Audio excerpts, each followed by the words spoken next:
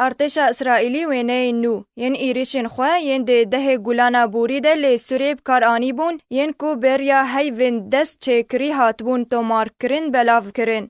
دوان وینیان ده بالفرخانه شما پایتخت سوریه و زیانین کو ده انجام وان ایریشان گهشنه دیار دبن. هروها ارتشا اسرائیلی وینین بری و پشتی ارمانچ کرنه دیار کرن. آلاوین راگهاندنه ین اسرائیلی آماجه کرن کو پاسوانین ایرانی او دکا شوشه آنکو گلاسس هاوس یا بالفرخانه شامی وکو شانه که بکارتینن کو به فرمانا جنرال ایرانی حسین کانی ده سرپرشتیا پروسین کو لسر سینوری اسرائیلی تن انجام دان دکن. شوا چهارشنبه ره کفتا ده گولانی اسرائیل به دهان بنگهین لشکری ین ایرانی لی سوری ارمانچ کرن. او جی وکو برسف لسر موشکن ایرانی ین آرمانجا بنگهن اسرائیلی لبلنداهیا جولانی کربون.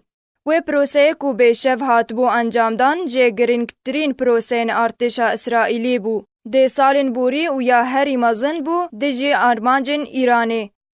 وان ایریشن اسرائیلی به دهان بنگهن لشکری ین فیلق القدس ین ایرانی لی سوری ارمانج کربون.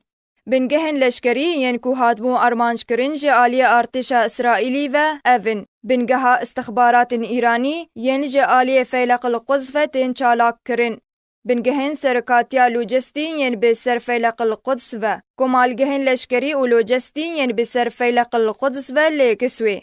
راهینان گها لشکریا ایرانی لی سوریه لی باکور شامی و بنگهن عنبار کرنا چکن ین به سر فیلق القدس و لی بالفرخانه شامی یا ناف دولتی و هر وهاد اماجه کرن کو هر یک جه بالفرخانه مزه و بالفرخانه خلخلت الکسوه و زبلتانیه و جمرایه و هندورندی دوی ایریشه ده هاتبون ارمانچ کرن.